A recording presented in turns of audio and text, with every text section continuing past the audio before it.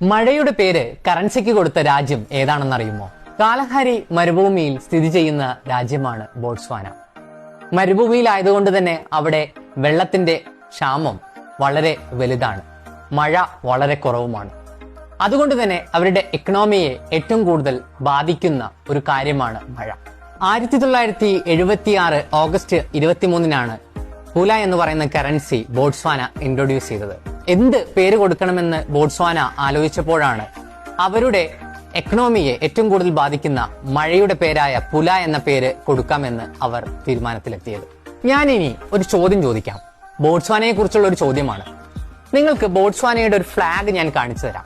ആ ഫ്ലാഗിൽ നിന്നും ബോട്സ്വാനയുടെ national animal ഏതാണെന്ന് നിങ്ങൾക്ക് കണ്ടുപിടിക്കാൻ പറ്റുമോ? നിങ്ങളൊന്ന് ശ്രദ്ധിച്ചു നോക്കിക്കോ. അവിടെ ബ്ലാക്ക് ആൻഡ് വൈറ്റ് കളറിൽ 2 ബാൻഡുകൾ കാണാവുന്നുണ്ട്. ഏതായിരിക്കും ആ ഒരു മൃഗം? ഉത്തരം കിട്ടിയ